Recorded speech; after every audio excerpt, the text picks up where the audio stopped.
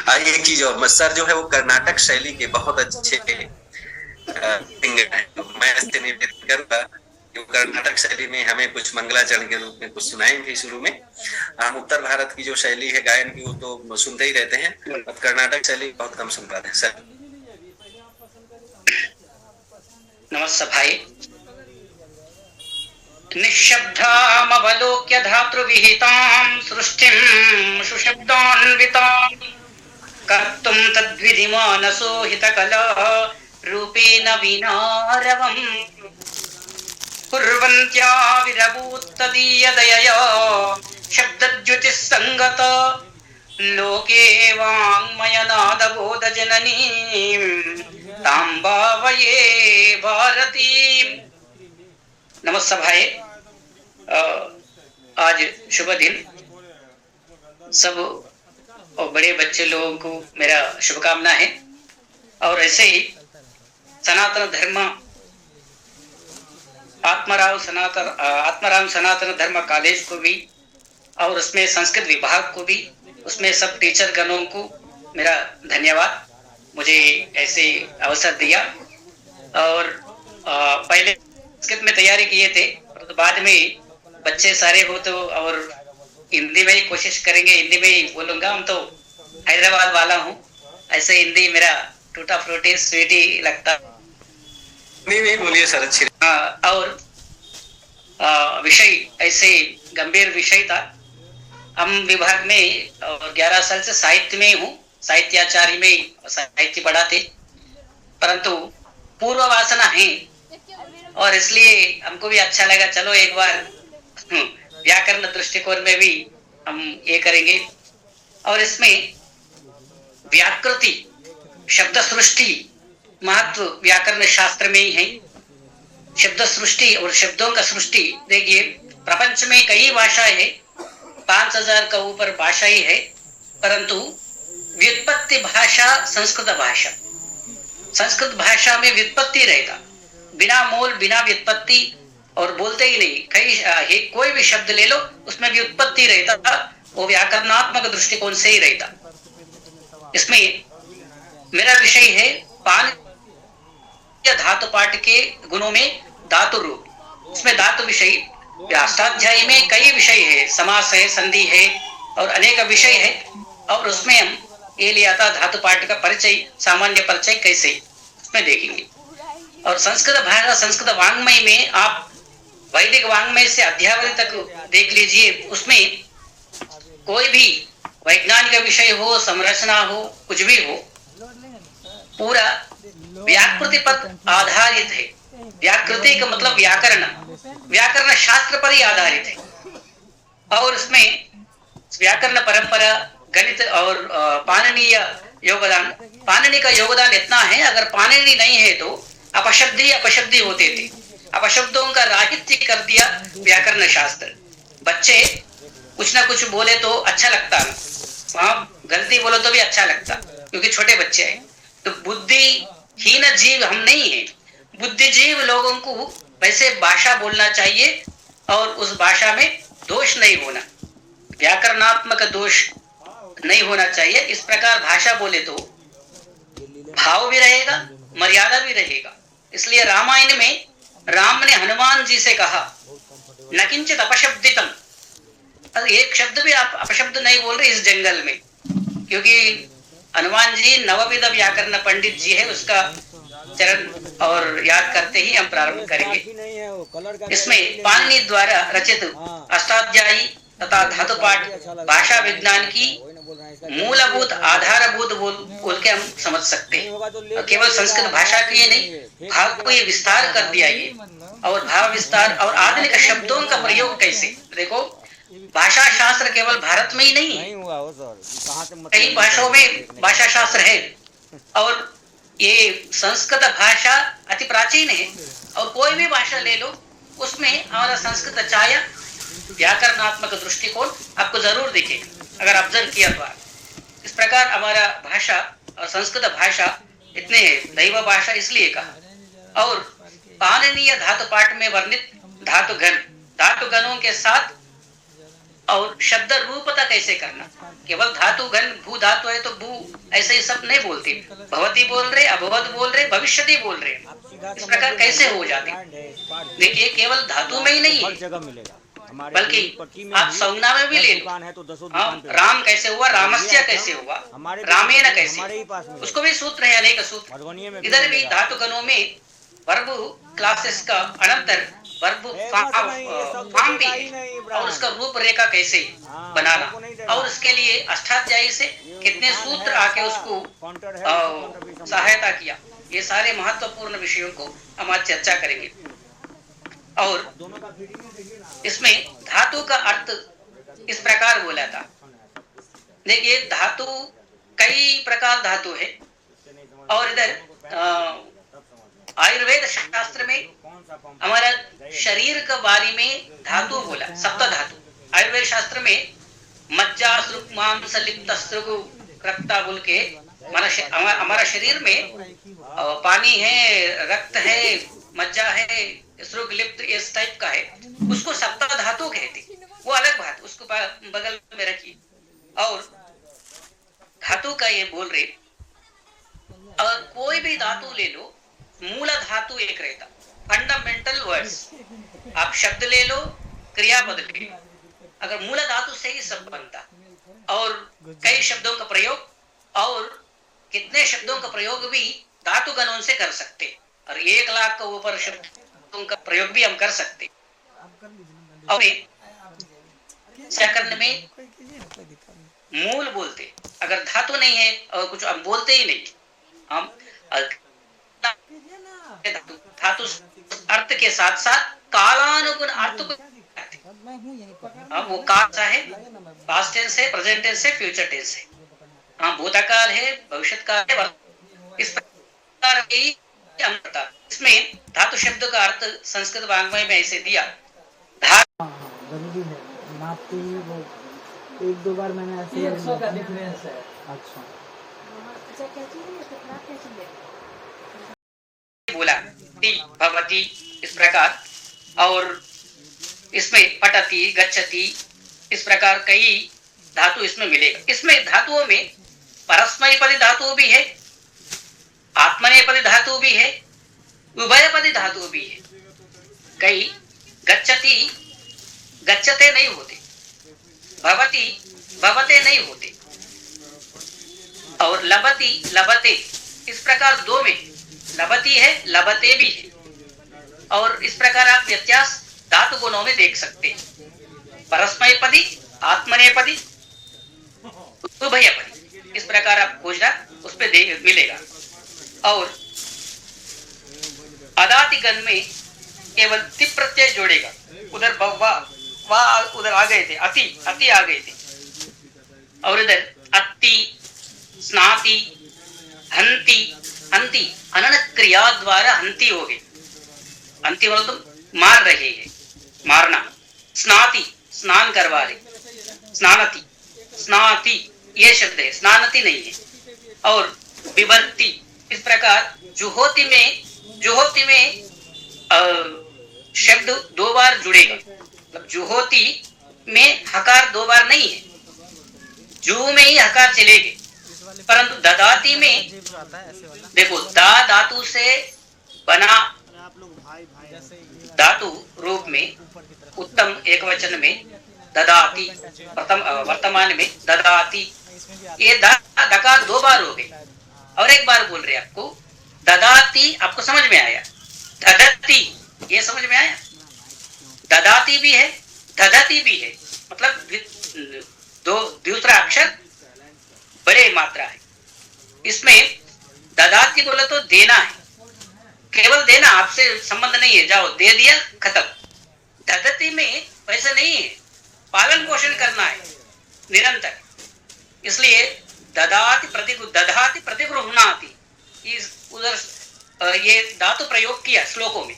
आप श्लोक पढ़ने समय में किधर कौन सा धातु प्रयोग हो रहे, कौन सा काल में हो रहे, और क्या क्या प्रत्ययों में हो रहे, निज प्रत्यय है कि त्व प्रत्यय है कि तुमुन प्रत्यय है कि, ये आप ऑब्जर्व करना चाहिए, तब आपको धीरे धीरे व्याकरण शास्त्र भी आ जाएगा। नहीं तो क्या होता, वैयार करना कसूची हो जाती। हम ऊपर देखते, जाकर का कुछ पूछे तो गुरु जी मुझे पता नहीं है, इस प्रकार हो जाएगा। इसमें दिवादिगण में दीव दीव्यति यकार प्रवेश किया, तो भगवती में यकार नहीं है, दिव्यति में यकार हो गए, इस प्रकार दिव्यति उन्होंने बना दिया। और स्वादिगण में नु प्रत्यय प्रयोग इन्होंने किया। स्वादि में सोती ऐसे नहीं बना, सुनोती बना, मतलब नु सु नो सुनोती, इस प्रकार नकार को नुकार को नो बना के सुनोती धातु बन गए। इस प्रकार आप एक बार वो बृहद अनुवाद चंद्रिका में देख लीजिए कितने धातुओं का प्रयोग। अरे वो 2000 है, हम उसमें कम से कम 50 भी प्रयोग नहीं करते। और तुदादिगण में तुदति, रुधादिगण में ऋणब्धि, देखिए तुदाति में अकार आया, तुदति अति नहीं आया, अकार ही आया, तुदा द आ, अकार प्लस ति आ, इस प्रकार आया। रुधति में नकार आया, परंतु वो रूप में रूप सिद्धि में अणा हो गए, ऋणब्धि, इस प्रकार आपको दिखेगा। और क्रियादिगण में क्रियना क्रय विक्रय आदि विषयों में, क्रियादि का मतलब क्रीणाति, क्रीणाति इसमें ना दीर्घ आए थे, परंतु क्रीणाति में ना अना दीर्घ आया। ऋणब्धि में केवल अना आया, इसमें ना को दीर्घ मात्र आके रूप सिद्धि आपको डिफरेंट दिख रही। और जुह्नाति, इस प्रकार भी धातुओं को आप देख सकते उसमें। और चुरादिगण तो निच भावयति, वृद्धि निच भावयति में, और इसमें चुर चोरयति, भावयति, कत कतयति, इस प्रकार अनेक प्रयोग इसमें कर सकते। और ये चुरादिगण में आधुनिक नया शब्दों का प्रयोग भी बहुत सारे किया महापंडित लोग, आप ऑब्जर्व कर सकते। इस प्रकार धातु रूप निर्माण की प्रक्रिया कैसे है? धातु रूप निर्माण हेतु इधर 3 प्रकार इन्होंने बता रहे। धातु तो जैसे ही सबको पता ही है, धातु है, गम है, पद है, चल है, ये पश्य दृश्य, इस प्रकार धातुओं को आप देख रहे। और प्रत्यय सहित धातु, देखिए प्रत्यय हर धातु को नहीं लगा सकते। इधर कई धातुओं को दिया, उसी को लगा सकते बोल के बता रहे। लट लकार, लंग लकार, लुट लकार आदि कालों के अनुसार प्रत्यय लगा सकते, और तब आपको कर दो, सफिक्स कर दो, इधर प्रीफिक्स कर दो, सफिक्स कर दो, कुछ भी आप चेंज कर सकते। देखिए लकार 10 प्रकार है, कितने प्रकार है? लकार 10 प्रकार है। 10 प्रकार का नाम पता है आपको? केवल 4-5 पता है, पता होता सबको, इसलिए आप ये कर लीजिए। लकारों का एक सूत्र है, अच्छे श्लोक है, देखिए आप श्लोक याद करिए, जिंदगी भर आपको याद रहेगा। इसमें लड्वर्तमा निलेड वेदे भूते लिंग लंग लोटस्तदा विद्या शिशोस्तु लिंग लोटौ रंग लट भविष्यति। खत्म। एक श्लोक में ही 10 प्रकार लकारों का प्रयोग कर सकते। आप 10 गणों का श्लोक पढ़ा, वाद्यदादि जुहोत्यादि दिवादि स्वादिरेवच उदादिश्च उदादिश्च तनक्रादि चुरादया, इस प्रकार 10 लकारों का भी ऐसे पढ़ लीजिए। लट लोट लंग लिंग लिट लुट रुट लुंग लंग, इस प्रकार लोट, ऐसे याद करने समय में आप मूल पढ़िए, श्लोक पढ़ लीजिए। लड वर्तमाने लेड वेदे भूते लंगलिंग लिटस्तदा विद्या शिशोस्तु लिंग लोटो रंग लट भविष्यति। आपको एक बताते, कालानुगुण धातु प्रयोग होता। अभी इधर एक एक बता रहे। वर्तमान काल में लटलाकार है, पठति सह पठति अहम पठामि, ये तो आपको ये हो गई। और उधर भूतकाल में 3 प्रकार भूतकाल है, आसन और आसान भूतकाल, सामान्य भूतकाल, भूतकाल में परोक्ष भूतकाल और भूतकाल में अनद्यतन भूतकाल, मतलब कई प्रकार होते। देखिए रामायण वाल्मीकि जी लिखा था, ये आप देखा नहीं तो लिखा था, लिखा। अब कल हम खाना खाए थे, इस प्रकार व्यत्यास है। कहीं कभी हुआ, अभी हो रहे, अभी किया, और प्रत्यक्ष में परोक्ष में अंतर है, परंतु हम बताते भूतकाल में ही बताते। और इसलिए बहुवचन भी 3 प्रकार है, वो तो हम शब्द में संज्ञा प्रकरण में वो आता।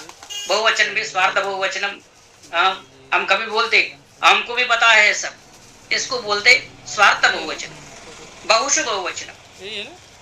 इस प्रकार अलग अलग अर्थ का अनुसार, कालानुगुण अनुसार वो शब्दों का प्रयोग करते इधर। और भविष्य, भविष्य का लुट लकार बताया, और भविष्य में और लुट लकार भी बताया, लृट लकार भी बताया, और लोट लकार बताया। आशा तक, आशा होते, उसलिए लोट लकार बताया। लिंग लकार, विधि लिंग, विधि लिंग में विधि कंपल्सरी करना, आज्ञा, जलमानया भवतु, पठतु, पठतु बोले आपका पिताजी पठतु बोलते, पढ़ो, दूसरा बार नहीं होते उधर, ये विधि। और बता रही लिंग, आशीर लिंग, आशीर्वचनात्मक, कोई भी आपको आशीर्वाद देते उस समय में इस प्रकार प्रयोग करना क्रियापदों को बोल के बताए। और लिंग क्रियातिपत्ति बोल के इन्होंने बहुत अच्छे इसमें उदाहरण बताते हैं। लिंग निमित्ते क्रियातिपत्तौ लिंग, ये धातु 10वीं धातु लिंग है, लिंग का लिंग निमित्ते क्रियातिपत्तौ लिंग, इसका सामान्य भाषा में फॉर एग्जाम्पल ऐसे बोल सकते, यदि स्त्रुवृष्टिर अभविष्यत् तर्हि सुभिक्षम अभविष्यत्, यदि स्त्रुवृष्टिर न भविष्यत् तर्हि सुभिक्षम कथम। इस प्रकार लिंग निमित्ते क्रियातिपत्तौ लिंग में कालानुगुण, देखो पिछले बार बारिश अच्छे हुआ तो अब खेत अच्छे होते थे, और पिछले बार बारिश अच्छे नहीं हुई, इस बार खेत भी नहीं हुई, मतलब काल का अनुसार इसको बता रहे थे। और वीडियो, और इस प्रकार कालानुगत भाव प्रकटन क्रियापदों में आपको मिलेगा, इसलिए क्रियापदों को आप कालानुगत लेके और अच्छे भाषा बोलना चाहिए बोल के बताइए। भविष्यत और कैसे है और भूतकाल कैसे है। देखिए हम कल पढ़ूंगा, ये तो भविष्यत काल हो गई, हम पढ़ूंगा कब पता नहीं, कल पढ़ते कि 10 साल के बाद पढ़ते कि मुझे पता नहीं। इस प्रकार भी 2 प्रकार दिया इधर। और उसके अलावा और भी भाषा शास्त्रीय दृष्टिकोण में इन्होंने उदाहरण दिया। लट लकार में पठति, ये तो अभी तक हम बात किए थे। और भाषा शास्त्रीय दृष्टिकोण में पाणिनीय धातु पाठ की रचना भाषा शास्त्र की दृष्टि से अत्यंत वैज्ञानिक है, इसमें विशेष रूप से ध्यान देना है। और धातुओं की वर्गीकरण, बहुत अच्छे वर्गीकरण किया। देखिए धातुओं से ही शब्दों का रूप सिद्धि बनता है, धातुओं को अनेक रूप निर्माण, मतलब इसको बोला मॉर्फोलॉजिकल टाइपोलॉजी बोल के इन्होंने भाषा शास्त्र में बताते धातुओं से किस प्रकार रूपकों को, रूप सिद्धियों को हम बनाए। देखिए दशलकार है, दशलकार में वर्तमान काल है, भूतकाल है, भविष्यत काल है, और ये तीनों में एकवचन, बहुवचन, द्विवचन है। मतलब भू धातु एक मूल धातु फंडामेंटल वर्ड से कितने शब्दों का तैयारी आप किया, और उतना ही नहीं, उसको प्रत्यय आया तो प्रीफिक्स आया तो प्रीफिक्स को लगाओ, सफिक्स को लगाओ, तब उपसर्ग लगाओ, नहीं तो प्रत्ययों को लगाओ, और भी कुछ अनेक शब्दों का निर्माण होगा बोल के इन्होंने बताया। रूप निर्माण के आधार पर वर्गीकृत करना पाणिनि की सूक्ष्म दृष्टि की प्रकट करता है।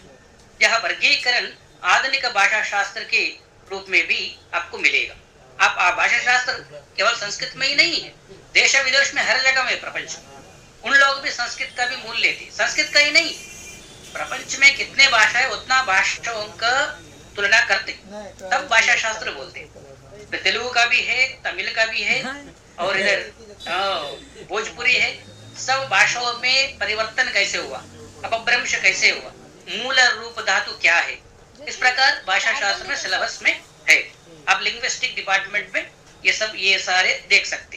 पर तो कोई भी आप कोशिश करो, मूल तो अष्टाध्यायी है, अगर अष्टाध्यायी का बिना आप कुछ उसमें काम करते ही नहीं कर सकते, ये तो ध्यान में रखना है। और ध्वनि आधारित स्वरूप, कैसे ध्वनि है वैसे ही रूप सिद्धियों का निर्माण हुआ उसके बता रहे।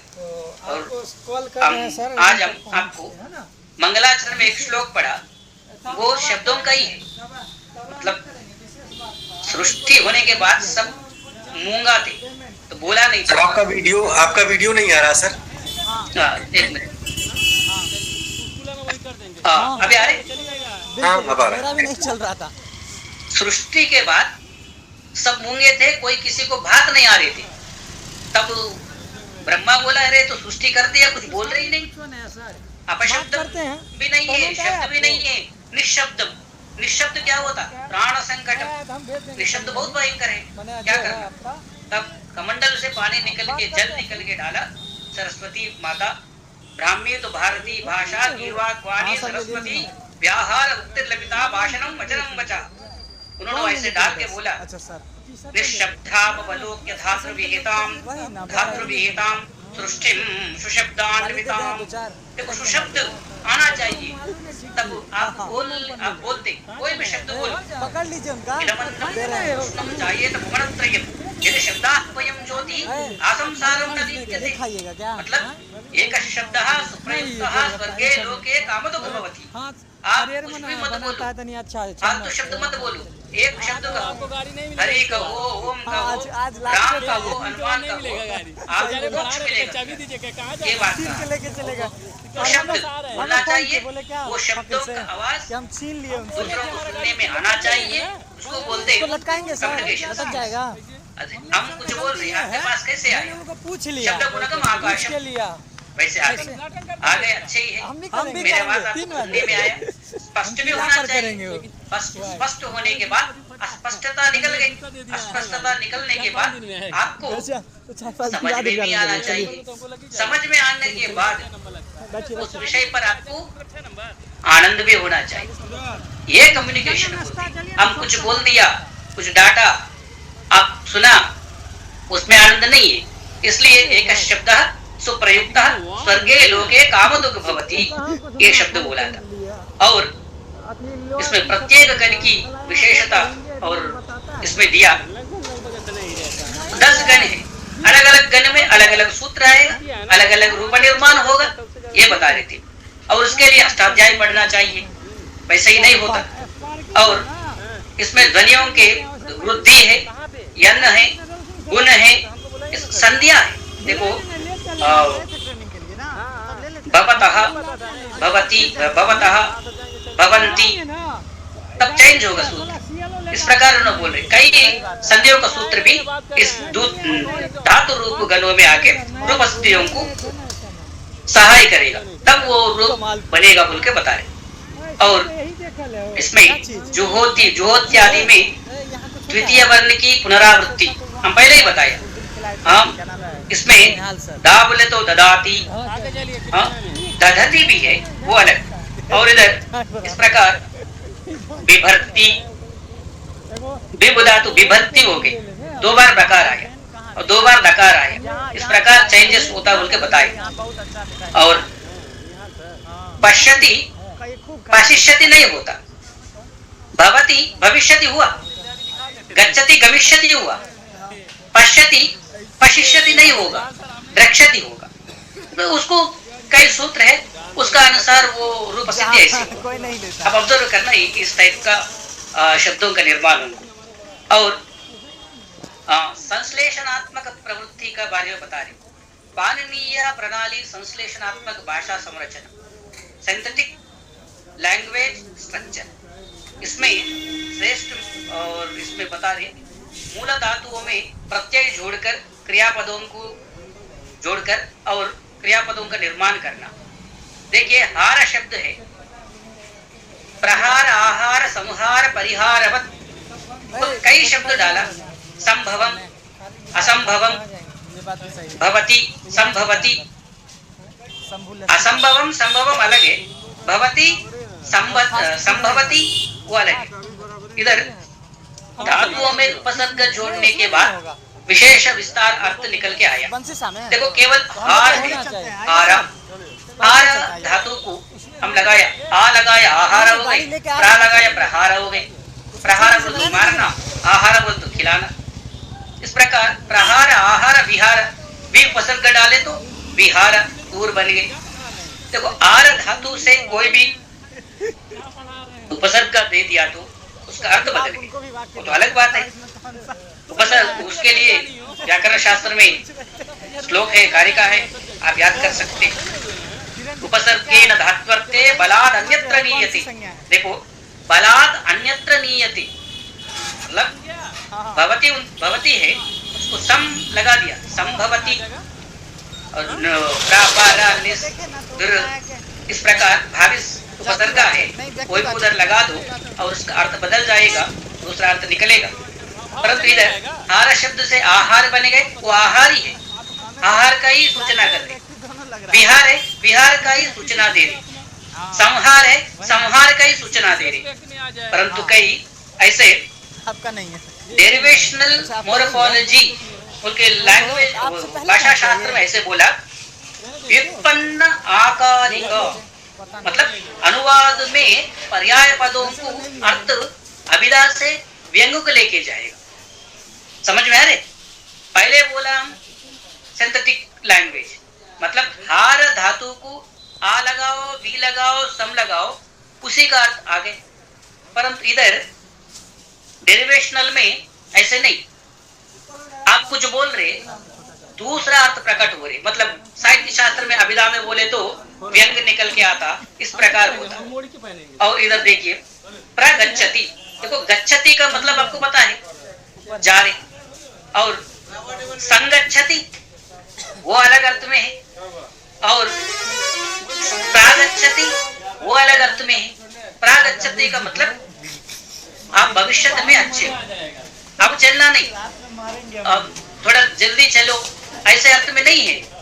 प्रागच्छति आगे बढ़ो मतलब भविष्य में, ये आगे बढ़ो नहीं, भीड़ में बोलते मेट्रो में आगे बढ़ो आगे बढ़ो, ये आगे बढ़ो नहीं है, तो दूसरा आगे बढ़ो। समझ में आ रहे? इस प्रकार संगच्छति और उधर दूसरा अर्थ है, गच्छति चले गए, संगच्छति आगे। इस प्रकार निर्गच्छति, निर्गच्छति का मतलब भीतर हो गए, समगच्छति मिलना है। इस प्रकार अर्थों को पर्याय शब्दों के अनुसार अर्थ बदल गए। ये अनुवादों में बहुत सारे उपयोग होता। देखो पहले तो सिंथेटिक लैंग्वेज बोला, संश्लेषणात्मक में वैसे परिवर्तन नहीं होगा, कोई दूसरा अर्थ आएगा, परंतु इसमें परिवर्तन हो रहे। ये अनुवादों में बहुत सारे प्रयोग करते हैं। आप ट्रांसलेशन कर रहे तो ये इस प्रकार धातुओं का क्रियापदों का प्रयोग करना चाहिए। और इसी प्रकार आचार्य पाणिनि के धातुपाठ के लक्ष्य रखकर अनेक विद्वानों ने अपनी प्रतिभा दर्शाया, बहुत लोग लिखा, और विदेशी विद्वानों में भी व्याकरण शास्त्र को बढ़ा और पढ़ के व्याकरण में कई किताब लिखा। अभी कैम्ब्रिज यूनिवर्सिटी में भी व्याकरण शास्त्र का अष्टाध्यायी पर कई रिसर्चेस हो रहे। उधर ही नहीं है, हमारा भारत में CSIR में हो रहे, IITs में हो रहे, और इस प्रकार कई साइंस विंग्स में भी, टेक्नोलॉजी विंग्स में भी, कंप्यूटर टेक्नोलॉजी में भी व्याकरण शास्त्र का बहुत को प्रचार भी हो रहे, परिशोधना भी हो रही। इसलिए आप इसको अच्छा से पढ़ लिया तो आपको भविष्य में बहुत अच्छे स्कोप मिलेगा, भारत ही नहीं विश्व में मिलेगा, विश्व भारत में मिलेगा।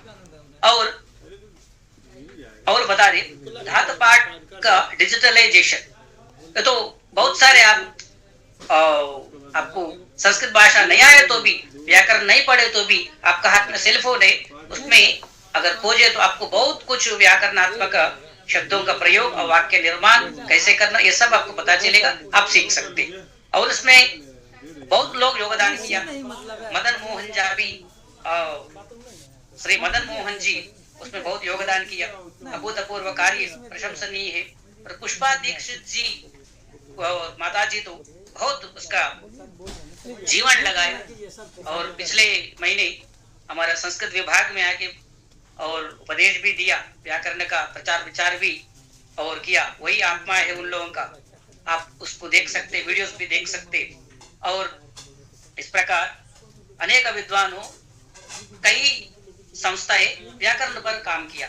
चौकम्बा संस्कृत सीरीज ऑफिस में भी आपको मिलेगा, रामलाल कपूर ट्रस्ट में सोनीपत में भी मिलेगा, और संपूर्णानंद संस्कृत विश्वविद्यालय भी इसमें बहुत योगदान दिया, और चौकम्बा अमर भारती भी दिया, संस्कृत संस्थान भी दिया, लाल बहादुर शास्त्री भी कई किताबों को किया, आप लोग पढ़ सकते हिंदी में संस्कृत में। और धातु पाठ का प्रयोग एवं उपयोगिता, देखिए ये तो बहुत इंपॉर्टेंट है। देखिए इसमें व्याकरण पढ़ने लोग भी हो सकते, व्याकरण नहीं पढ़ने लोग भी हो सकते, परंतु व्याकरण शास्त्र किधर नहीं है, किसमें नहीं है। अष्टाध्यायी जगन्माता अमर कोशम जगत पिता, अष्टाध्यायी जगत पिता अमर कोशम जगन्माता, अगर ये दो नहीं आया आपको कोई शास्त्र कोई भी काव्य आपको समझ में ही नहीं आएगा। व्याकरण भी आना चाहिए, कोश भी आना चाहिए, अमर कोश हो विश्व कोश हो, तब आपको कोई भी काव्य पढ़ा तब आपको इजी से समझ में आएगा। देखो शब्द का अनेक शब्द है पर्यायवाची, आपको कैसे पता होना, अमर कोश पकड़ लेना। शब्दे निनाद निनद ध्वनि ध्वानरवस्वनाः नाद निस्वान निस्वान निक्वानो निक्वनक्वाना क्वनक्वरणमित्यपि वीणायां क्वनिदे प्रादे प्रक्वान प्रक्वनादय। शब्द का पर्यायपद इतना है, परंतु हम इतना शब्दों का प्रयोग हम नहीं करते है शास्त्र में। और इस प्रकार शब्द सृष्टि में कई भी कर सकते। कवि अपनी रचना में धातु के विविध रूपों का प्रयोग और करके रसों को और ध्वनियों को उत्पन्न करते। तो रस का मतलब ये है रस्यते इति रसः, रस्यते आस्वाद्यते इति रसः, अनुभूति मत्वमेव रसः। भरत ने बोला विभाव अनुभाव व्यभिचार संयोगात् रस निष्पत्ति, परंतु उसको और बहुत छोटा आदमी जगन्नाथ ने बोलते रमणीय अर्थ प्रतिपादक शब्द काव्यम, काव्यम कथम भवति, रमणीय अर्थ प्रतिपादकेन शब्दः शब्देन काव्यम, उस शब्द से ही काव्य बना। रमणीयता क्या है? रमणीयता बोल तो सुंदर है, कौन सा सुंदर है इसमें बताते। सुंदर का मतलब पूरा अच्छा तैयार होना, यह सुंदरता नहीं है। अंतःकरण सुंदर अलौकिकत्वम, क्या बोला, रमणीयता च लोकोत्तराह्लादगत ज्ञान गोचरता रमणीयता, रमणीयता च लोकोत्तर आह्लाद ज्ञान गोचरता रमणीयता, ये बात बोला था। तब उसको रमणीय शब्द कहते। उस रमणीय शब्दों के साथ काव्य बनता, वो उत्तमोत्तम काव्य है, उत्तम भी नहीं है, उत्तमोत्तम काव्य है बोल के बताया। और उत्तम काव्य कैसे बनते, अच्छे धातुओं का प्रयोग करना चाहिए। अभी आपको दिखाऊंगा, सुनाऊंगा, अच्छे धातुओं का प्रयोग करके आपको काव्य पाठ सुना दूंगा। और रस गति एवं शैली को धातुओं से उन्होंने अच्छे बनाते, तब काव्य रमणीय दिखते बोल के उन्होंने बताया। नव धातु निर्माण में चुरादिगण धातुओं से कृत्रिम प्रयोग से आधुनिक शब्दों का अनेक क्रियापदों को पुष्टि कर सकते बोल के बताया। और इसमें सन्नंत, यंगन, यंगलुगन, निच, कृत, तद्धित, श्री प्रत्यय तो सबको आपको कोर्स में भी है। डाप डाप चाप गीप गीश गीत ऊंग ती बोल के इसको कैसे प्रयोग करना। देखिए सूर्य से पत्नी, सूर्य का पत्नी मतलब छाया, छाया ताप प्रत्यय, छाया देवी सूर्य भगवान की पत्नी। और हमारे गली में एक सूर्य रहता, सूर्य से पत्नी, वो ताप नहीं बनते क्योंकि वो मानव है, हमारे गली में उसका पत्नी है, वो छाया देवी नहीं बनती। तब उधर प्रत्यय अलग हो गए, शिवानी भवानी रुद्राणी अनु प्रत्यय लगा दिया, आचार्य आचार्यानी, इस प्रकार प्रत्यय आपको मिलेगा। तब उस शब्द से देखो गुरु का पत्नी और स्वयं गुरु, माता एक टीचर है मैडम, वो उसको कैसे संस्कृत में बोलना, गुरु का पत्नी को कैसे बोलना, गुरु का पत्नी को गुरुविनी नहीं बोलना। हाँ, इस प्रकार इन्होंने बताया श्री प्रत्यय में। और सन प्रत्यय देखिए, बहुत मजा आता है इसमें। सन प्रत्यय में सन प्रत्यय 12 प्रकार है।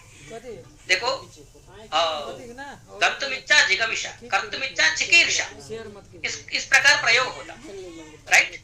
सबको ये बात कहीं सुना, परंतु पुत्र काम्यति इस प्रकार प्रयोग, उसमें सन क्यच क्याताशोर जंग्यौ तथा ययाग इयं निश्चेद द्वादशामी सनादयः, बहुत दिन हो गए।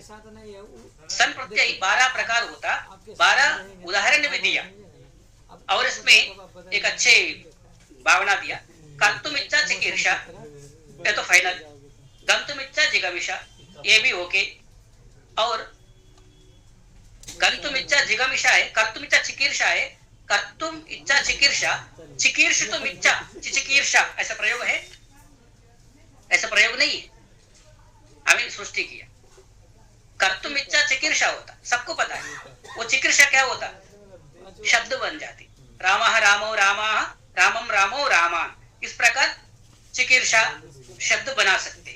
परंतु चिकीर्षितुम इच्छा नहीं है, क्योंकि व्याकरण में सूत्र है सन्नन्ते न सनिष्यते, सन्नंत बनने के बाद, रूपसिद्धि बनने के बाद और उसको कुछ बनाओ मत, शब्द बनाओ, कर्षति और कृषितः, ऐसे शब्द बनाओ, परंतु और उसमें दूसरा सन्नंत नहीं बनेगा।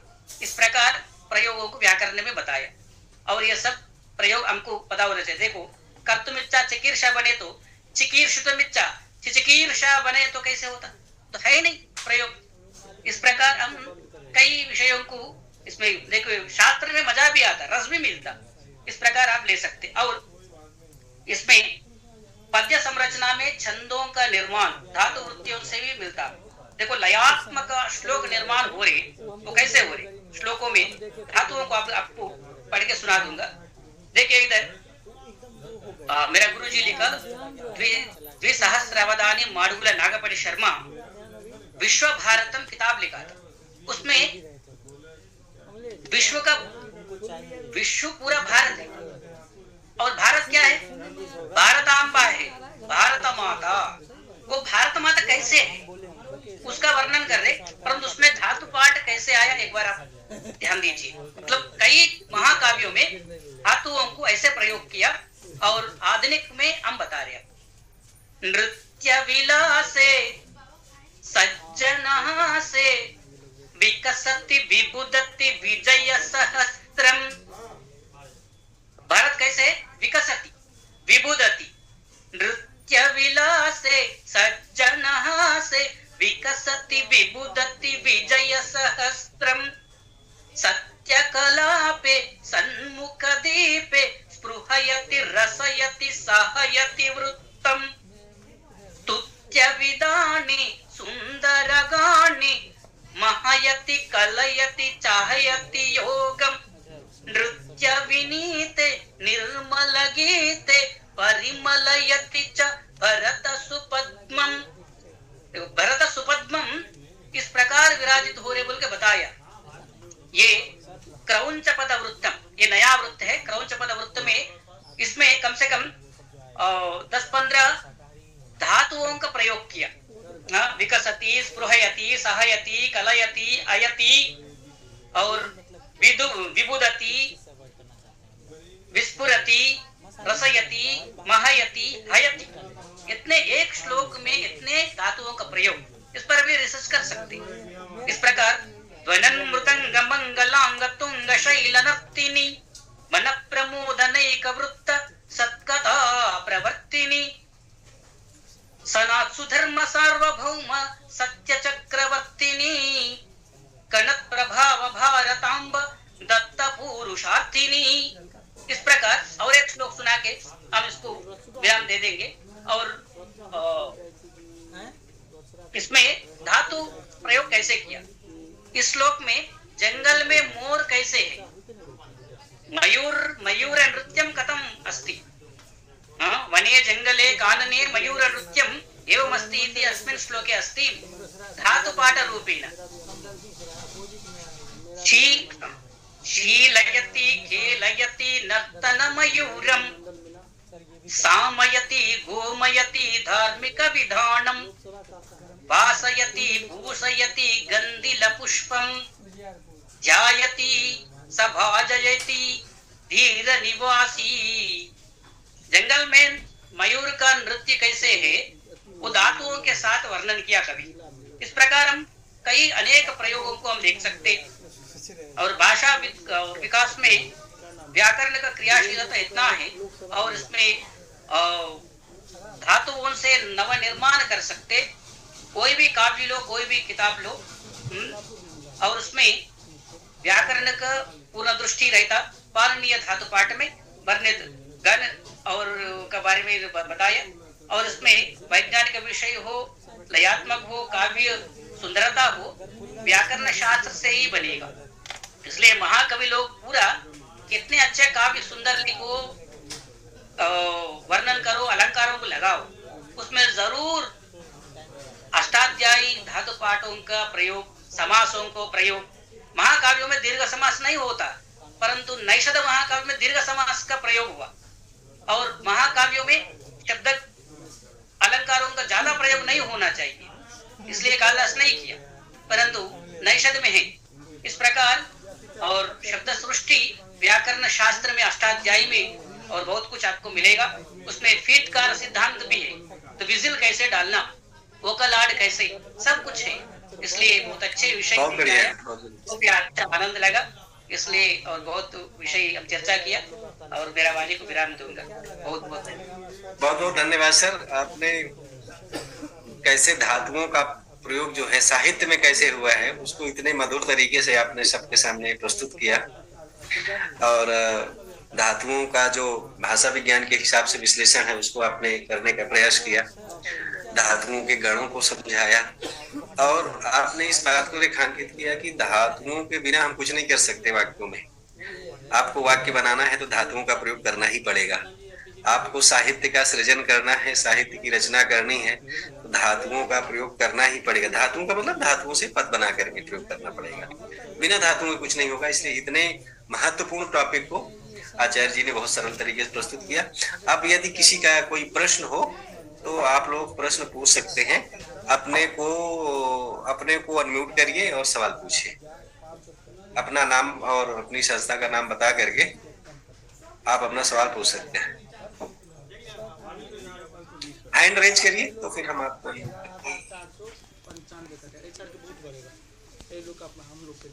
बढ़ेगा तब ना, कुछ बढ़ नहीं रहा है। वहाँ बढ़ रहा है, दरभंगा में सब बढ़ रहा है।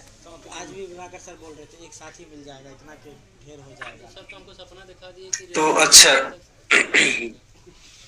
कोई नहीं, अभी नया समित बाग जी अपने को अनम्यूट करिए और अपना सवाल पूछिए। समित बाग जी।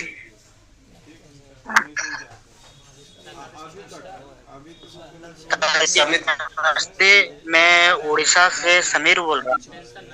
हाँ जी समीर जी। हाँ जी सर, मैं जो लकारों 10 लकारों का जो काल में जो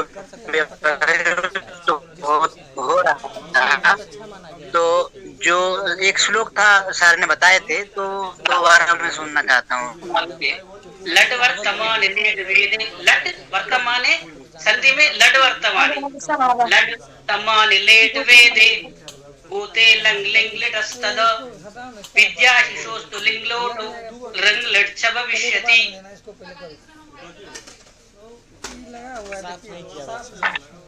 ये मूल श्लोक आप लोग याद करना चाहिए, वो जिंदगी भर याद रहेगा। ठीक है। अच्छा, ये नारायण शुक्ला जी का सवाल है। नारायण शुक्ला जी आप अपना सवाल पूछे। नारायण शुक्ला जी अपने को अनम्यूट करके सवाल प्रणाम पूछिए। सर। प्रणाम प्रणाम शुक्ला जी। सवाल अपने पूछिए। आपकी आवाज नहीं आ रही। सर की आवाज तो अच्छी आ रही है। कंडवादी और गण के नारायण धातुओं के साथ कंडवादी गण के धातुओं के साथ यक प्रत्यय होता है। तो सर मतलब जो आपने जिन धातु 10 धातु वो बताया 10 गणों का जिन नाम उल्लेख किया उसमें सर ये गण नहीं था कंडवादी गण। तो इसको क्या मतलब ये धातु पाठ के अंदर नहीं आता या फिर इसको अलग से पढ़ा जाता है? जैसे कंडुयते शब्द बनता है। कंडवादी गण नहीं सर, कंडवादी गण कंडुई गात्र विघर्षण धातु से। तो मेरा प्रश्न ये था सर कि जैसे जो एक अष्टाध्यायी में सूत्र भी है कि कंडवादिभ्यो यक, कि कंडवादी गण के धातुओं के साथ यक प्रत्यय होता है।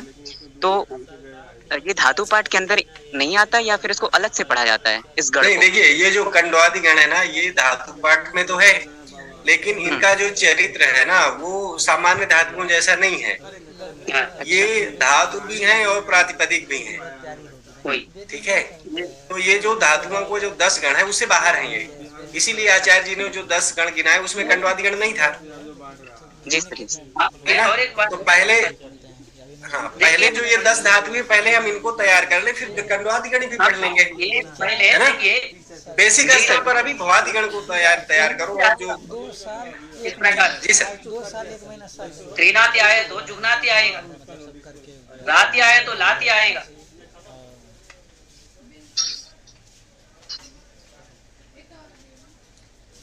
ठीक है। अच्छा, अब आगे चलते हैं। और किसी का कोई प्रश्न है?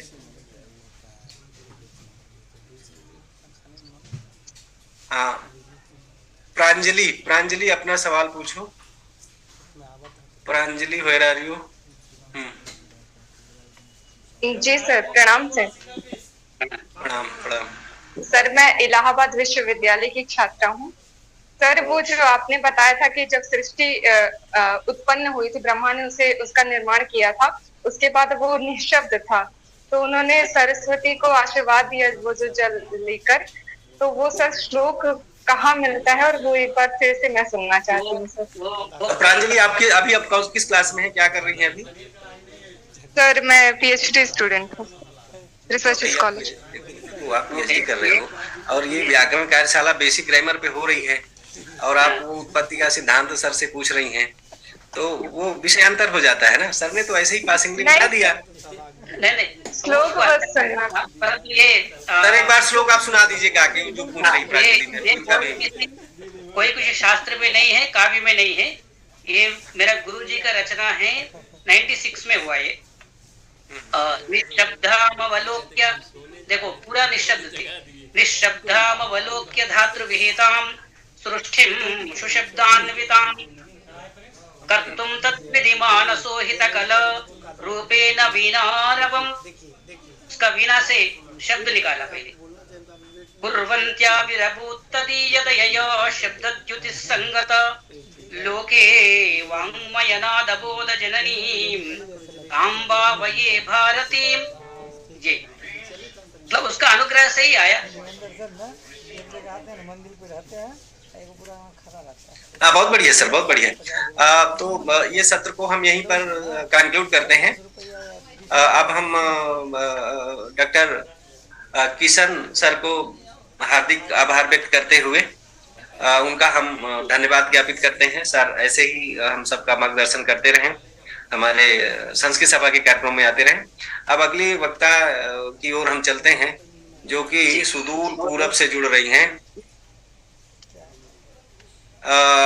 डॉक्टर सर एक हम फोटो ले लेते हैं।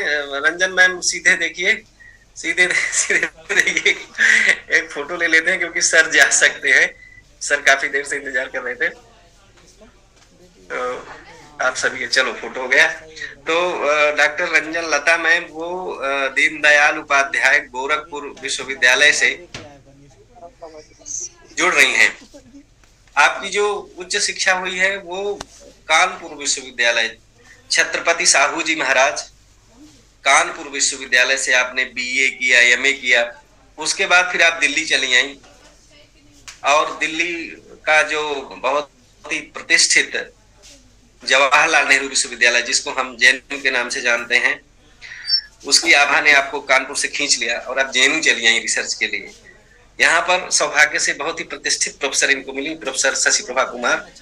उनके अंडर में, उनके सुपरविजन में डॉक्टर रंजन लता जी ने वेदों पर एक बहुत अच्छा शोध कार्य किया।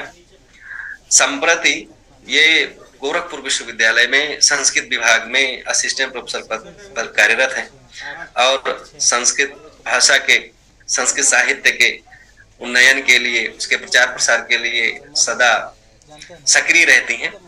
आपके अंडर में कई जो है विद्यार्थी शोध कर रहे हैं। आपने कई, आपकी 2-3 पुस्तकें प्रकाशित हो चुकी हैं, मैं आपका CV देख रहा था। और आप आपके 13 रिसर्च पेपर वो पीयर रिव्यूड जर्नल्स में प्रकाशित हो चुके हैं और आपने बुक्स में चैप्टर्स भी लिखे हैं और आपने नेशनल सेमिनार, इंटरनेशनल सेमिनार का आयोजन भी किया है। सर्टिफिकेट कोर्स भी आपने कुछ किए हैं और इनको अवार्ड भी मिला है, विविधा पुरस्कार मिला है उत्तर प्रदेश संस्कृत संस्थान से। उत्तर प्रदेश संस्कृत संस्थान, समझिए कि देखो उत्तर प्रदेश तो फ्रांस के बराबर है और वहाँ का संस्कृत संस्थान डॉक्टर रंजन लता जी को पुरस्कार दिया है, तो वो एक दूसरे देशों का राष्ट्रीय पुरस्कार के बराबर। तो मैडम को बहुत बहुत बधाई। और हमें ज्यादा समय न लेते हुए आपके और मैडम के बीच में बाधा न बनते हुए मैं अब उनको सीधे आमंत्रित करता हूँ, वो अपना व्याख्यान प्रस्तुत करें। स्वागत है मैम। बहुत बहुत धन्यवाद माधव जी। आपने तो कुछ ज्यादा ही बड़ा चढ़ा के कह दिया, इसलिए बहुत इसके लिए भी आभार आपका। आप सबके बीच में थोड़ी बात जो अपनी रखनी है। आपका तो इतना ओरिजिनल है मैम, आपका तो इतना ओरिजिनल है यथार्थ।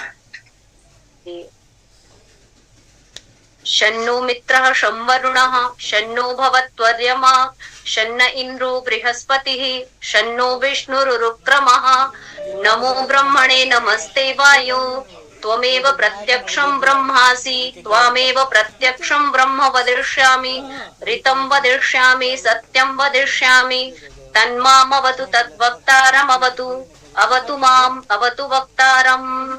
ओम शांति शांति शांति। परमपिता परमेश्वर से इस प्रार्थना के साथ कि वह जो वक्ता है उसकी और जो श्रोता है उनकी, उन दोनों को शांति स्वस्थि प्रदान करे। अभी हम सब किशन जी को सुन रहे थे और बहुत अच्छा उनका लेक्चर चल रहा था। मन कर रहा था कि अपना जो समय है वो भी उनको दे दिया जाए, लेकिन एक मर्यादा है, उस मर्यादा का निर्वहन करते हुए हम अपने विषय पर धातु एवं उपसर्ग, जिस विषय को माधव जी ने हमको प्रदान किया है, उस पर हम आपके बीच में कुछ अपनी बात रखेंगे। धातु पर बहुत बात हो चुकी है, तो प्रयास ये रहेगा कि धातु से संबंधित बातें कम हो और उपसर्ग से संबंधित बातें ज्यादा हो। तो सबसे पहले तो एक माधव जी अगर संभव हो तो PPT ऑन कर दीजिए। जी जी मैं शेयर कर रहा हूँ जी।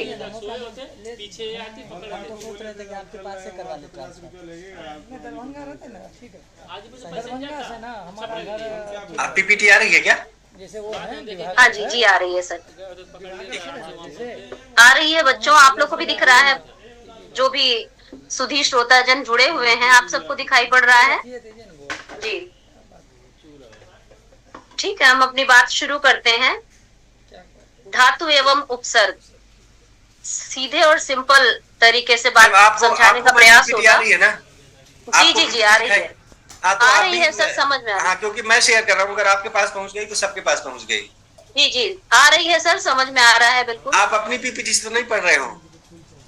जो मैं नहीं शेयर कर रहा हूँ उसी से बिल्कुल नहीं, बिल्कुल बिल्कुल आपने जो शेयर किया है उसी स्क्रीन से पढ़ रहे हैं। तो अपनी वाली PPT बंद रखिएगा, इसी से देखिएगा। तो अगर मान लो कभी कोई टेक्निकल दिक्कत आ गई तो फिर आप मुझे बता देंगे, बाकी लोग म्यूटेड हैं। बिल्कुल बिल्कुल बिल्कुल जी जी। तो चर्चा चल रही थी अभी पूर्ववत में, तो हम भी इस कड़ी को आगे बढ़ाते हुए बात करते हैं। हम सब जानते हैं कि ये सारा संसार जो दिखाई पड़ रहा है दो चीजों से संपन्न है, या तो चारों ओर शब्द कोई दिखाई दे रहे हैं या तो क्रियाएं दिख रही हैं। हम देखते हैं कि अपने आसपास जितनी चीजें हैं उनका कोई ना कोई नाम है अथवा कोई ना कोई क्रियाएं हो रही हैं। तो ये अगर नाम और क्रियाएं यानी कि संज्ञा सर्वनाम शब्द और क्रियाओं को समझ लिया जाए तो बहुत कुछ इस संसार को समझा जा सकता है। तो जो हमारे वैयाकरण है उन्होंने इसी को समझने का एक प्रयास किया और वाक्य की जो सबसे छोटी इकाई अक्षर थी उसको जोड़ करके जो शब्द बताया, उस शब्द के 4 भेद किए और उन 4 भेदों के नाम रखे गए नाम, आख्यात, उपसर्ग और निपात। अब नाम की बात करें, इन चारों भेदों में शब्द के जो 4 भेद उन्होंने किए, तो नाम के बारे में पहले चर्चा करते हैं। तो नाम किसे कहते हैं तो बताते हैं आगे कई सारे विद्वान। सर अगली पीपीटी बढ़ाएंगे। तो संज्ञा और सर्वनाम शब्द जो है वो नाम कहलाते हैं। साधारण शब्दों में कहा जाए तो जो हम समझते हैं किसी व्यक्ति वस्तु का नाम अथवा किसी स्थान का नाम अथवा जो संज्ञा के बदले में प्रयोग किए जाने वाले सर्वनाम शब्द हैं उनको नाम के रूप में पुकार सकते हैं। और अगर ऋषियों की परिभाषा देखें तो यास्क मुनि कहते हैं सत्व प्रधानानि नामानि, अर्थात जिनमें सत्व की प्रधानता हो वह पद नाम है। अब सत्व क्या है प्रश्न अपने आप उठता है। तो सत्व शब्द की परिभाषा देते हुए कहते हैं पाणिनि जो धातु पाठ है जिसके बारे में भी पीछे बात चल रही थी, वहां पर एक असभुवी धातु है, उससे अपूर्ण वर्तमान काल में शत्रु प्रत्यय करके सत्व शब्द निष्पन्न होता है और उसी में त्व प्रत्यय लग करके सत्व शब्द बनता है। तो सत्व शब्द अगर देखा जाए तो कहीं ना कहीं अस्तित्व का वाचक या सत्ता का वाचक कहलाता है। ऐसा निरुक्त में भी इस तरह का उल्लेख प्रथम अध्याय पहले 1:1 में मिलता है और पाणिनि धातु पाठ के 2:55 में असभुवी धातु का उल्लेख मिलता है और अष्टाध्यायी में ही आगे जो त्व प्रत्यय है इसका और शत्रु प्रत्यय के लगने का भी उल्लेख मिलता है। तो इस तरह के शब्द अगर चर्चा की जाए कि नाम शब्द कौन से हैं तो उसके कुछ उदाहरण आपके समक्ष पीपीटी पर प्रस्तुत हैं, जैसे राम, कृष्ण, सीता, गीता, फल, पुस्तक, पुल्लिंग, स्त्रीलिंग, नपुंसकलिंग। इस तरह के जो शब्द हैं इनको हम प्रायः प्रयोग करते रहते हैं, तो इसलिए नाम शब्द की चर्चा करना आवश्यक है। नाम के बाद दूसरा पद जो आता है, शब्द का दूसरा प्रकार जो आता है वो आख्यात है। आख्यात का अर्थ सामान्य शब्दों में अगर कहा जाए तो क्रियापरक शब्द आख्यात कहलाते हैं। अब आख्यात को ही हम क्रिया भी कह दे रहे हैं, आख्यात को ही हम धातु भी कह दे रहे हैं, लेकिन थोड़ा सा अंतर है उनमें। धातु किसे कहते हैं तो यहाँ शास्त्रों में बताया गया है कि वे मूल शब्द जिनसे क्रियाएं बनती हैं उन्हें धातु कहते हैं। जैसे पठति क्रिया है और पठ धातु है, गच्छति क्रिया है और गम धातु है, भू से भवति क्रिया है और भू धातु है। इसी तरह से अन्य लिखति क्रिया है और लिख धातु है, हसति क्रिया है और हस धातु है। तो धातु वे मूल शब्द निकलते हैं कि जिनसे क्रियाएं निष्पन्न होती हैं या उनका निर्माण होता है। अब यास्क मुनि के बारे में बताया जाए तो वो चारों जब नाम, आख्यात, उपसर्ग, निपात ये 4 भागों में शब्दों को विभक्त करते हैं तो वो उसमें सबसे पहले नाम से भी पहले आख्यात का लक्षण करने लगते हैं। अब ये प्रश्न उठता है कि जब पहले नाम को रख रहे हैं तो नाम का न लक्षण करके आख्यात को क्यों करते हैं? तो वो स्वयं कहीं ना कहीं इसका संकेत देते हैं और कहते हैं कि सर्वाणि नामानि आख्यात जानी, अर्थात जो सारे नाम जो हैं वो आख्यात से उत्पन्न होते हैं, अतः वो आख्यात का विवरण जो है वो पहले देते हैं नाम से पूर्व। तो इसलिए ये भी प्रतिपादित होता है कि आख्यात की महत्ता कहीं ना कहीं किसी न किसी रूप में प्रत्येक नाम में समाहित है। इस रूप में ऐसा यास्क का वर्णन मिलता है। इसके अतिरिक्त भी अन्य सभी जो आचार्य हैं वो भी सारे नामों को धातुज या धातु से उत्पन्न मानते हैं या माने गए हैं। इस कारण भी आख्यात का महत्व अपने आप बढ़ जाता है। आख्यात के बारे में ही क्रिया या धातु, इनको भी आख्यात ही कहते हैं, जैसे करोति, गच्छति, पठति आदि, व्रज्या, गमन, पचन, कुछ थोड़ा सा गलत लिख गया, हाँ नहीं ठीक है, आदि जैसी भावपरक संज्ञा भी आख्यात से उत्पन्न होती हैं या आख्यातज कहला सकते हैं, आख्यातवत होती हैं। निरुक्तकार तो यहाँ तक कहते हैं तन्नैतन नाम आख्यातयोर लक्षणम प्रदिशन्ति भाव प्रधानम आख्यातम सत्व प्रधानानि नामानि। निरुक्त 1:1 में ऐसा विवरण मिलता है और कहते हैं कि भाव की जिसमें प्रधानता होती है उसे आख्यात कहते हैं। जैसे उन्होंने सत्व प्रधानानि नामानि कहकर नाम की परिभाषा दी, वैसे वो भाव जिसमें प्रधानता होती है यानी भाव प्रधानम आख्यातम, ऐसा आख्यात का लक्षण देते हैं। अब भूवादयो धातवः, इस एक तीन एक के सूत्र में नागेश और कैयट कहते हैं कि जहां क्रिया मात्र का अर्थ ही धात्वर्थ कहलाता है, अर्थात स्वयं क्रिया जब अपने आप को कह रही है तो उसको भाव कह रहे हैं। पतंजलि भी कहते हैं भाव्यते यह सभावा इति, क्रिया चैव ही बाध्यते, ऐसा महाभाष्य 1:1 में मिलता है। अर्थात भाव का स्वरूप भी क्रिया रूप ही होता है। दुर्गाचार्य भी एक बहुत बड़े निरुक्तकार हुए हैं। निरुक्त एक विधा है, जैसे व्याकरण जो है वो शब्द की व्युत्पत्ति बताता है, वैसे ही निरुक्त अर्थ निर्वचन की विद्या है जिसमें किसी भी शब्द के अर्थ निर्वचन पर विचार किया जाता है। तो दुर्गाचार्य भी एक निरुक्तकार हुए हैं और व्याकरण के भी विशेषज्ञ रहे हैं। तो वो कहते हैं कि सिद्ध रूपा जो क्रिया है वह भाव कहलाती है। उस सिद्ध रूपा जो क्रिया है उसमें सिद्ध स्वरूप भाव में क्रिया गौड़ होती है, जैसे पाका, ये पच धातु से या पचती क्रिया से बना हुआ, लेकिन जब ये संपन्न हो गई पकाने की क्रिया तो उसका नाम पाका हो गया। तो सिद्ध रूप जो है भाव जब हो जाता है तो वही क्रिया तब गौड़ हो जाती है अपने आप में, और वो जो उसका सिद्ध रूप है वह प्रधान हो जाता है। अब यास्क कहते हैं, यास्क के बारे में भी इस आख्यात के बारे में वो कहते हैं कि जिनमें पौर्वापर्य अर्थात क्रमिक रूप से निरंतर चलने वाला अनेक क्रियाओं के आश्रित जो भाव है व्रजति आख्यात आदि के द्वारा कहा जाता है। जैसे व्रजति पद को ही उदाहरण के लिए लेते हैं तो यहाँ देखा जाता है व्रजति क्रिया में अनेक प्रकार के भाव हैं, जैसे पैरों में जूता पहनना, चप्पल धारण करना या जूता पहन लेना, फिर पुनः एक कदम के बाद दूसरा कदम चलाना, ये सारी क्रियाएं उस चलना व्रजति क्रिया में सम्मिलित होती हैं।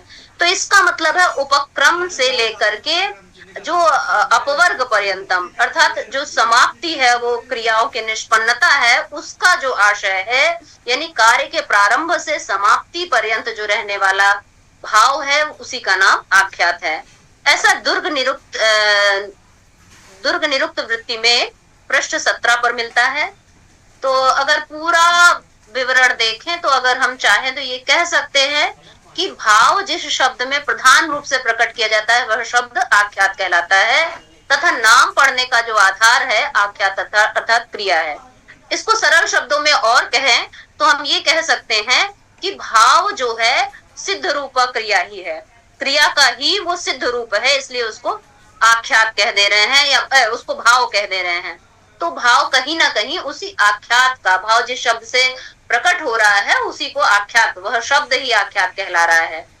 और आख्यात चूंकि नाम का भी आधार है इसलिए उसका महत्व ज्यादा बढ़ जाता है।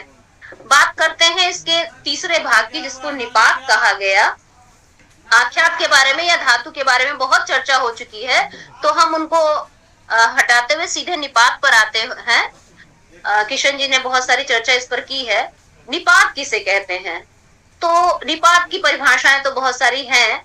साधारण शब्दों में आपके समझने की भाषा में अगर कहा जाए, चूंकि बच्चों के लिए सर ने कहा था सरल से सरल शब्दों में आप इसको प्रकट करने का प्रयास करें, तो निपात वह है जिसकी सातों विभक्तियों, तीनों लिंगों, तीनों वचनों में जिनके रूप नहीं चलते उन्हें ही निपात या अव्यय शब्द कह रहे हैं। जैसे आप और हम देखते हैं च एक निपात है, ननु निपात है। सर पीपीटी आगे बढ़ाइएगा। जैसे च निपात, ननु निपात है, यथा, तथा, अत्र, तत्र। तो संभवतः इस तरह के शब्दों को यहाँ निपात के रूप में प्रतिपादित किया गया है। चौथा इसका जो मुख्य मुझे भी दिया गया है, उपसर्ग के बारे में बात करते हैं थोड़ा। उपसर्ग शब्द को अगर शब्द की दृष्टि से देखें तो यहाँ पर उपसर्ग पड़ता है और सृज विसर्गे धातु है। अब ये उप का अर्थ भी हम सब जानते हैं समीप है, और सर्ग का अर्थ होता है सृष्टि करना। तो जो शब्द किसी भी शब्द के समीप अर्थ की सृष्टि करते हैं उन्हें हम उपसर्ग कह लेते हैं। एक कुंवरलाल विद्वान नाम के विद्वान हुए हैं जिन्होंने निरुक्त पर अपना एक ग्रंथ निरुक्त विमर्श करके संभवतः निरुक्त सार निर्दर्शन करके लिखा है। वह कहते हैं कि उपसर्ग शब्द जो है उपपूर्वक सृज विसर्गे धातु से मिलकर बना है, और वो कहते हैं कि उप का अर्थ जो है यहाँ समीप भी है अथवा लघु कह सकते हैं, और सृज का अर्थ रचना होता है। तो अतः अगर हम जोड़ दें दोनों को तो इसका पूरा शब्दार्थ होगा समीप सर्जन अथवा रचना। ऐसा इन दोनों विद्वानों के मत में देखा जा सकता है। अब उपसर्ग के प्रकार के बारे में चर्चा करते हैं। इसके बारे में चर्चा करने से पहले एक जगह ऋग्वेद संहिता में उपशब्द का अर्थ यहाँ बताया गया है कि समीप है और सृज का अर्थ रचना बनाना, और इन दोनों को मिलाकर के समीप रचना या संयुक्त करना, ऐसा या रचना करना, प्रेरणा देना, इन 3 अर्थों में 8 पदों का प्रयोग लगभग 9 बार ऋग्वेद संहिता में हुआ है। तो इस रूप में भी ये लगता है कि उपसर्गों की दृष्टि से संहिता भी बड़ी महत्वपूर्ण है, और इस पर भी एक महत्वपूर्ण शोध किया जाना चाहिए कि उपसर्गों का कैसा विवरण मिलता है। जब हम वेदों को देखते हैं तो हम देखते हैं कि वहां उपसर्गों का नाम आख्यात से पृथक रूप में भी प्रयोग हुआ है। तो कैसे वो 2 प्रकार से वहां प्रयोग हो रहे हैं, और हमारे यहाँ जो लौकिक व्याकरण है वहां कैसे लौकिक शब्दों का प्रयोग उपसर्गों के साथ हो रहा है या भावों के क्रियाओं के साथ हो रहा है। तो उपसर्ग पर आगे बढ़ते हैं। अगली स्लाइड। हाँ, उपसर्ग पर आगे बढ़ते हैं तो इसके भी आगे सर, एक और आगे उपसर्ग निरुक्तकार क्या कहते हैं। चूंकि नाम आख्यात उपसर्ग निपात, इसका जो सामान्य रूप से हम सबके बीच में जो ग्रंथ बहुत प्रचलित है इसकी व्याख्या करने वाला, वो निरुक्त है। यास्क निरुक्त आज हमारे समक्ष उपलब्ध है। उसमें कहते हैं, उसमें लिखा है एक जगह कि न निर्बद्धा उपसर्ग अर्थान निराहुरिति शाकटायना नाम आख्यात्योस्तु कर्मोपसंयोग द्योतकः भवन्ति। निरुक्त 1:3 में ऐसा मिलता है। यहाँ पर एक शाकटायन आचार्य हैं, उनका मत उद्धृत करते हैं, और आगे अभी देखेंगे हम लोग एक गार्ग्य आचार्य, उनका भी मत निरुक्तकार प्रतिपादित करते हुए कहते हैं। और उनमें दोनों मत जो है आगे हम लोग देखेंगे, 2 प्रकार की आचार्य की परंपरा होती है और 2 प्रकार के मत ठहरते हैं। एक जो कहता है कि उपसर्ग द्योतक होते हैं, और दूसरे आचार्य जो है वो कहते हैं उपसर्ग वाचक होते हैं। अब ये द्योतक और वाचक क्या है, उसको शाकटायन आचार्य के मत में पहले द्योतक समझेंगे। तो शाकटायन आचार्य के मत में कि इन उपसर्गों का अपना कोई अर्थ नहीं होता, बल्कि ये नाम और आख्यात के साथ जुड़ते हैं और उन्हीं के अर्थों को प्रकाशित कर देते हैं। इसका मतलब है कि उपसर्ग स्वयं में अपना कोई अर्थ नहीं रखते, और जब वो नाम और आख्यात के साथ जुड़ते हैं तभी उनके अर्थों को प्रतिपादित करते हैं। इस मत में उनका अभिप्राय ये है कि जैसे नाम आख्यात का अगर मान लीजिए उपसर्ग का अपना अर्थ है, तो वो कहते हैं कि हमारे लौकिक समाज में या लौकिक शब्दों का जो हम प्रयोग करते हैं उसमें उपसर्गों का अगर स्वयं का अर्थ है तो उपसर्गों का पृथक से प्रयोग होना चाहिए। तो वो यहाँ पर अपनी बात इस रूप में कहते हुए कहते हैं कि उपसर्ग का अर्थ नहीं होता है, बल्कि जब नाम और आख्यात के साथ जुड़ते हैं तभी उनके अर्थों में इनका ये काम है कि उनके अर्थों को विशिष्ट बना देते हैं, यानी विशिष्टता ला देते हैं। तो ये संप्रदाय इनका पूरा, ये और इनके जैसे जो और अन्य आचार्य हैं वो द्योतकता पक्ष के समर्थक हैं, और उनके उद्भावक आचार्य के रूप में शाकटायन आचार्य या शाकटायन आचार्य माने जाते हैं। कई परवर्ती जो वैयाकरण है जैसे भर्तृहरि है, कैयट और नागेश आदि, इनमें भी संभवतः इसी प्रकार को मानने की प्रवृत्ति देखी जाती है। वाक्य पदीय भर्तृहरि के 2165 से 206 तक अगर आप देखेंगे तो इस तरह की चर्चा मिलती है। महाभाष्य में 131 में इस तरह की चर्चा मिलती है, वार्तिक 7 में। इसके अतिरिक्त भी प्रदीप और उद्योग टीका में भी इसका विवरण मिलता है। उपसर्ग का वाचक पक्ष देखते हैं। अब जहां आपने देखा द्योतक पक्ष में आचार्य शाकटायन ने ऐसा माना कि जो उपसर्ग है उनका स्वयं का अर्थ नहीं है, वो केवल नाम और आख्यात के अर्थ को ही विशिष्ट बना रहे हैं, उन्हीं को द्योतन कर रहे हैं। दूसरी ओर आचार्य गार्ग्य हैं। गार्ग्याचार्य कहते हैं कि उपसर्ग के संबंध में कि उपसर्गों के अर्थों का नाम पदों या आख्यात पदों के अर्थ से योग होता है, और इससे नाम पदों या आख्यात पदों में के अर्थ में केवल विशिष्टता नहीं बल्कि बदलाव भी होता है, विकार भी आ जाता है। तद्य एषु पदार्थः प्राहुरिमे तम नाम आख्यातयोर अर्थ विकरणम। निरुक्त 1:3 में ऐसा मिलता है और भाषा शास्त्र के अंग के रूप में ये कहते हैं कि ये प्रकार जो है संभवतः प्रथमतः निरुक्तों के द्वारा और नैरुक्तों के द्वारा और वैयाकरणों में बहुत प्रचलित रहा है वाचक वाला पक्ष। अन्यथा जैसे कुछ आचार्यों को छोड़ दिया जाए तो अधिकांशतः आचार्य जो है यहाँ पर वाचक पक्ष को प्रमुखता दे रहे हैं। और संभवतः ये भी लगता है कि व्यास मुनि जो हैं, जो निरुक्त के आचार्य हैं, वो भी इसके वाचक पक्ष को ही द्योतित कर रहे हैं। द्योतक उपसर्ग के कुछ उदाहरण अगर देखने चाहें, एक आध उदाहरण, जैसे जो कभी कभी उपसर्ग नाम व आख्यात के ही अर्थ का अनुगमन करते हैं, जैसा पीछे बताया गया, या उन्हीं के अर्थ को विशिष्ट बना देते हैं, जैसे आनयति। ये इधर अर्थ इसमें है, तो नयति माने लाना और आनयति माने मतलब इधर लाता है या थोड़ा सा पहुंचने के एकदम अनुकूल अर्थ हो जाता है। बहुत ज्यादा इसके अर्थ में बदलाव नहीं आया। जबकि वाचक उपसर्ग के उदाहरण अगर द्रष्टव्य करने हो तो हम एक हार शब्द देखते हैं, जिसको हम दो प्रकार से देख सकते हैं। हार का अर्थ पराजित या गले में जो पहनने वाला हार, दोनों रूपों में देखा जा सकता है। लेकिन अगर इस हार शब्द के पहले प्र उपसर्ग लगा दिया जाए तो प्रहार शब्द बन जाएगा। अब हार का जो अर्थ था उससे विपरीत या उससे बदला हुआ अर्थ प्रहार करना, मारना, ऐसा अर्थ हो जाता है। उप अगर इस हार शब्द के आगे लगा दिया जाए तो शब्द बन जाएगा उपहार। अब उपहार का अर्थ कोई भेंट हो जाती है। जब इसके आगे सम उपसर्ग लगा दिया जाए तो सम उपसर्ग का अर्थ हो जाता है संहार, और संहार का अर्थ अच्छी प्रकार से मारना, इस तरह का अर्थ हो जाता है। वि उपसर्ग लगा दिया जाए तो विहार अर्थ हो जाता है और भ्रमण आदि के अर्थ में हो गया।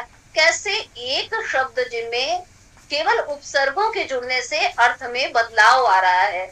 जैसा कि पीछे शाकटायनाचार्य का मत हम पढ़ रहे थे, तो शाकटायनाचार्य के मत में तो उनका कोई विशिष्ट अर्थ नहीं होता, बल्कि वो नाम और आख्यात के अर्थ को विशिष्ट बना रहे हैं। तो इस रूप में देखें तो विशिष्टता बदलाव के रूप में भी नजर आ रही है या व्यक्त हो रही है। तो उपसर्गों को वाचक मानना भी अपने आप में एक प्रमुख ध्येय होना चाहिए। और अगर वाचक नहीं मानते हैं तो ये भी प्रश्न उठता है कि कहाँ कहाँ वाचक अगर नहीं मानते हैं इनको, तो कैसे इनके अर्थों में बदलाव हो जाता है। तो पूरा अगर देखें तो ये सारे उदाहरण जो हैं, हम ऐसे बहुत सारे उदाहरण वाचक पक्ष में शास्त्रों में मिल जाते हैं। अब यास्काचार्य इन संख्या के संबंध में बताते हैं कि उपसर्गों की संख्या 20 होती है, उसकी मान्यता देते हैं और बताते हैं अति, अधि, अनु, अप, अपि, अभि, अव, आ, उत, अप, दुर, निर, परा, परि, प्र, प्रति, वि, सम और सु। इतने उपसर्गों का वो विवरण 20 उपसर्गों का देते हैं निरुक्त 1:3 में। यहाँ अगर शास्त्री जी, श्री नारायण शास्त्री जी भी इस पर जब टीका ग्रंथ लिखते हैं तो उसमें 20 उपसर्गों को ही वो वर्णानुक्रम में लिखते हैं। और निरुक्त मीमांसा अपने ग्रंथ में पृष्ठ 162 पर इसको देखा जा सकता है और निरुक्त में 1:3 पर इसको देखा जा सकता है। उपसर्ग की संख्या के बारे में अगर यास्क और उनसे प्राचीन आचार्यों की मत माने तो वहाँ कहीं कहीं 20 के साथ 23 उपसर्ग भी मानते हुए मिलते हैं। पाणिनि आचार्य की बात माने तो वहां वो 22 उपसर्गों की संख्या को मान्यता देते हैं। और अगर पाणिनि के मत में ही जैसे निस, निर, दुस और दुर, इनको मात्र संधि के रूप में परिवर्तन के कारण अलग नहीं मान सकते, वो ऐसा कहते हैं यास्क के मत वाले, लेकिन इनको वो जोड़ करके वो 22 उपसर्ग मानते हैं। और इनको अलग अलग ना करते हुए अगर एक माने निस, निर को या दुस, दुर को, तो उस रूप में इनको 22 उपसर्ग की मान्यता दी जा सकती है। अपि और पी ये भी, और अब और व, इनको भी अलग अलग नहीं मान सकते। तो इसलिए अगर कुल देखा जाए तो वहां पे भी 20 उपसर्ग वास्तविक में ठहरते हैं। ऐसा अष्टाध्यायी का देखना हो तो 1:4:54 में प्राध्य उपसर्ग क्रिया योग, इसमें आप इसमें देख सकते हैं या गणपाठ में भी देख सकते हैं। और अव्यय प्रकरण में भी वैयाकरण सिद्धांत कौमुदी में भी इसका उल्लेख मिलता है। अब यास्कीय निरुक्त में जिन जिन उपसर्गों का विवरण दिया गया है, उन उपसर्गों के क्या क्या अर्थ हैं, अगर उनको देखा जाए तो आ जो उपसर्ग है वो अर्वाक अर्थात निकट के अर्थ में, इधर के अर्थ में और सन्निकृष्ट, इस अर्थ को द्योतित करता है। इसके उदाहरण आयाति, आनयति, आदत्ते। प्रउपसर्ग के बारे में देखें तो प्रउपसर्ग का अर्थ वहां दूरी देते हैं, और इसका एक उदाहरण वो हम देख सकते हैं प्रकरोति जैसे है। परा का अर्थ अलगाव, इस तरह का अर्थ देते हैं, और कहते हैं परा भवती, इस तरह का एक उदाहरण दिया जा सकता है। अभी उपसर्ग का अर्थ आभिमुख्य या तरफ या अर्थ होता है, तरफ होता है, और इसका एक उदाहरण देख सकते हैं जैसे अभिलषति। प्रति का उदाहरण देखें तो इसका प्रति का जो उदाहरण है आभिमुख्य होता है, इसका भी तरफ अर्थ होता है, और इसके विपरीत अर्थ, सॉरी, प्रति का अर्थ आभिमुख्य के विपरीत तथा कभी कभी उसी के समानार्थक भी होता है। इसका मतलब दोनों रूपों में प्रयोग मिलता है।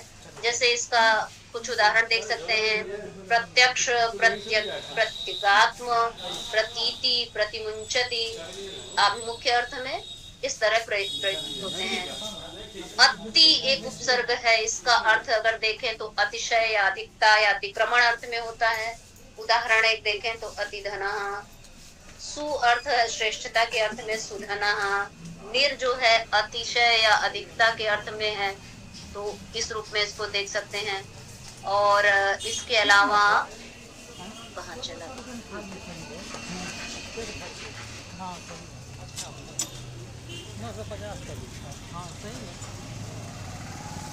और भी ये सारे अर्थ आपको निरुक्त में उपलब्ध मिलेंगे। निरुपसर्ग का अतिशय, अधिकता, अतिक्रमण के विपरीत अर्थ में, दुर का सु के विपरीत अर्थ में, निर्धनः, दुर्गतः, सुधनः, ऐसे अन्य भी जो हैं वो अर्थों को आप देख सकते हैं।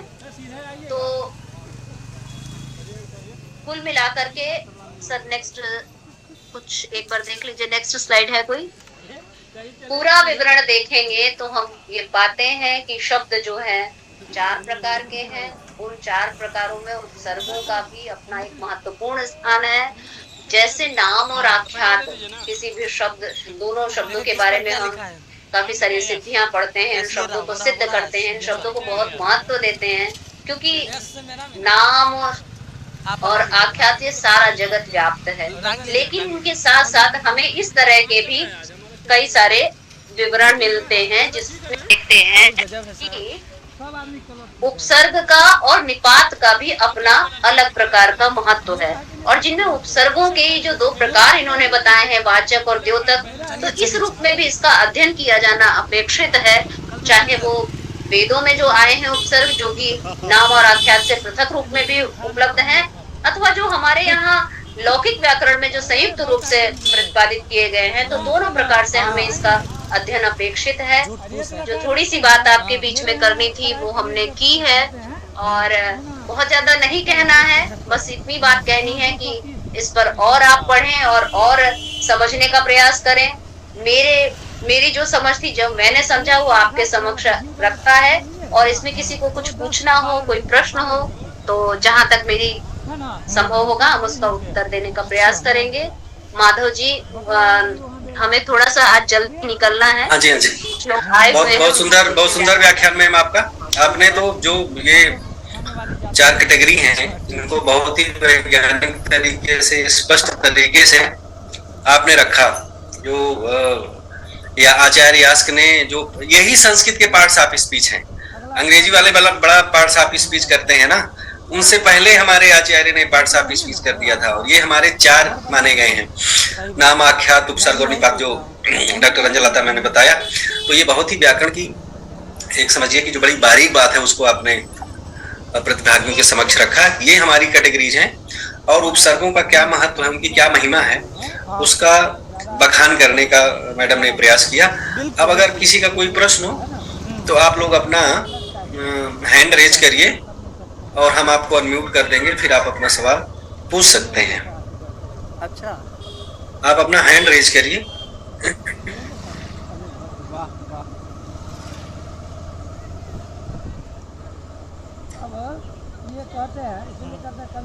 कोई दिक्कत है क्या हैंड रेज करने में? अच्छा, चलिए। अच्छा, हमने आपको अनम्यूट करने की भी शक्ति दे दी। जिसको अनम्यूट करना हो अपने को अनम्यूट करके आप सवाल पूछ सकते हैं। सही बात है, सही बात है। संभव है नहीं संभव। अच्छा एक बार ये लता जी, आप एक बार ये जो कुछ द्योतक हैं, कुछ वाचक हैं, तो इनको एक बार फिर से समझाएं कि ये कैसे द्योतक हैं और वाचक हैं, अलग अलग ये कॉन्सेप्ट कैसे हैं? सर, द्योतक और वाचक में भेद जो दो आचार्य मुख्य रूप से निरुक्त को पढ़ने पर पता चल रहा है, एक शाक्टायन आचार्य हैं और एक गार्ग्याचार्य हैं। ये दोनों यास के पूर्ववर्ती हैं। हाँ, बिल्कुल बिल्कुल। न निर्बद्ध उपसर्ग अर्थात निराहु इति, ऐसा शाक्टायन कहते हैं कि ये अलग अगर इनको नाम और आख्यात से कर दिया जाए तो ये अपने अर्थ को स्वयं कुछ नहीं कहते। तो इसका मतलब है ये क्या कर रहे हैं, द्योतन कर रहे हैं, प्रकाशन कर रहे हैं। किसका प्रकाशन? वो नाम और आख्यात का ही प्रकाशन कर रहे हैं और उनके ही अर्थों में कुछ विशिष्टता ला रहे हैं। जबकि वाचक शब्द कह रहा है, वाचक मत वाले जो गार्ग्याचार्य है या उसके मानने वाले जो भी आचार्य हैं, उनका मत ऐसा है कि वो कहते हैं कि जो उपसर्ग है, उपसर्गों का स्वयं का अपना अर्थ होता है। अर्थात ऐसा मात्र नहीं है कि वो नाम और आख्यात के ही अर्थों में विशिष्टता ला रहे हैं, बल्कि उनका ये मानना है कि इनका स्वयं का अर्थ होता है और स्वयं का अर्थ होने के कारण ये केवल ऐसा नहीं करते कि नाम और आख्यात का अर्थ द्योतन करते रहते हैं, बल्कि ये उसके अर्थों में बदलाव ला देते हैं, उनके अर्थों में चेंज लाते हैं। तो इसलिए इनका इस रूप में वाचक के रूप में अध्ययन होना चाहिए। दृष्टि भेद है केवल, संभवतः। जी जी, बहुत बढ़िया। तो बहुत अच्छा सत्र है, आपने इतनी सरल शैली में बताया कि अब किसी को डाउट रह ही नहीं जाता। तो इसीलिए शायद ये किसी को कोई अच्छा, हाँ एक है ये डॉक्टर रेणुका देशमुख जी हैं। आप अपने को नहीं, देश पांडे जी हैं, रेणुका देश पांडे जी, आप अपने को अनम्यूट कीजिए, अपनी संस्था का नाम बताइए और अपना सवाल पूछिए। नमस्ते, मेरा नाम डॉक्टर रेणुका देशपांडे है। मैं भारतीय विद्यापीठ आयुर्वेद कॉलेज पुणे में संस्कृत पढ़ाती हूँ। अच्छा जी मैम, नमस्कार। नमस्कार। मैम से मुझे पूछना है कि मैम जब उपसर्ग क्रियापदों के साथ जुड़ते हैं, जैसे जी जय धातु है जयति, उसके साथ उपसर्ग जुड़ गया तो वो आत्मनेपदी में क्रियापद चला गया वी जयते। तो ये परस्मैपदी का आत्मनेपदी और आत्मनेपदी का परस्मैपदी में उपसर्ग जुड़ने के बाद जब जाता है, उसके लिए कुछ नियम होता है क्या? मैम, जो धातुएं हैं उभयपदी भी होती है ना, संभवतः जी जय धातु हमें जैसे समझ में आ रहा है वो उभयपदी धातु है, दोनों रूप में प्रयोग होती है। पराजयते क्रिया भी होती है और है ना, ऐसे रूप में मिलता है। तो ये तो इसमें स्पष्ट है कि आत्मनेपद और परस्मैपद दोनों में प्रयुक्त हो सकता है। और दूसरा आप क्या पूछना चाह रहे हैं? मैं पूछ रही हूँ कि उपसर्ग जुड़ने के बाद बहुत बार ऐसा होता है कि परस्मैपदी के क्रियापद आत्मनेपदी में जाते हैं, तो वो उसके लिए कोई नियम होता है क्या? कि हाँ जी, आपने रेणुका मैम, आपने बड़ा अच्छा प्रश्न किया है। वो देखिए, ये जो धातुओं को मैडम ने बताया कि ये धातु में कुछ आत्मनेपदी हैं, कुछ परस्मैपदी हैं, कुछ उभयपदी हैं, लेकिन ये जो मैडम चर्चा कर रही थी उपसर्गों की, ये उपसर्ग भी बड़े खतरनाक है। एक तो ये धातु का अर्थ कुछ भी कर सकते हैं, दूसरी चीज ये उपसर्ग धातु के पद को भी बदल सकते हैं। हाँ, वही उसके बारे में। कुछ उपसर्ग ऐसे आते हैं जो धातु वो लगेंगे तो धातुओं, मान लीजिए वो परस्मैपदी हैं तो आत्मनेपदी में चल पड़ती हैं, आत्मनेपदी हैं तो परस्मैपद में चल पड़ती हैं। ठीक है, तो उसके लिए तो बाकायदे सूत्र अष्टाध्यायी में मिलते हैं, तो उनको कभी बाद में उनका अध्ययन करेंगे, वो स्कोप हमारी कार्यशाला का नहीं है। आपने थोड़ा गहरा सवाल पूछ लिया, आप तो प्राध्यापिका ही हैं, बच्चों के लिए पढ़ा धन्यवाद। बिल्कुल, आपका ये एस्पेक्ट सही है। ऐसा अष्टाध्यायी में इस तरह का उनको भी बिल्कुल सूत्र है। मैम, उपसर्ग का प्रकरण ही है 154 से अष्टाध्यायी में, तो वहाँ उसके आगे उपसर्गों से संबंधित ऐसे सूत्र हैं जहाँ आत्मनेपद परस्मैपद के भी आत्मनेपद में बदल जाते हैं और आत्मनेपद भी परस्मैपद में चेंज हो सकते हैं। अगर आप 154 वाला प्रकरण देखें तो वहाँ पर ऐसा है। Okay, thank you ma'am, thank you. Welcome ma'am. यही पार्टी होगा शुक्रवार को। अच्छा, ये काजल पांडे, काजल पांडे जी अपना प्रश्न पूछिए। बिल्कुल, okay sir, tata, bye bye. नमस्ते सर। नमस्ते मैम, मैं काजल पांडे जवाहरलाल नेहरू विश्वविद्यालय से। मेरा प्रश्न है, निरुक्त में आचार्य यास्क कहते हैं भाव प्रधानम आख्यातम सत्व प्रधानानि नामानि। तो आचार्य यास्क ने भाव को एक वचन में क्यों कहा है और नाम को बहुवचन में क्यों कहा है? भाव प्रधानम सत्व प्रधानानि नाम।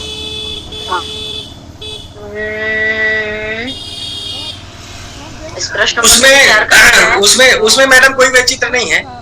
वो तो आचार्य की वहां पर एक वचन से कहने की इच्छा थी तो एक वचन से कह दिया, तो उसे पूरी आख्यात जाति का बोध हो गया।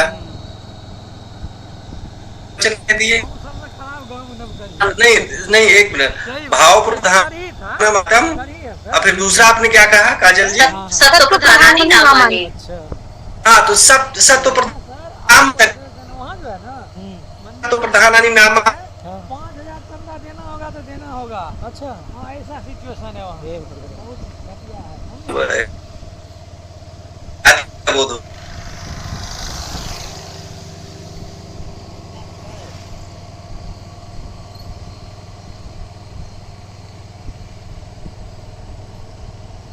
अभी हैं जिनको नाम रहे उनका है ना, ऐसा कुछ नहीं है वो।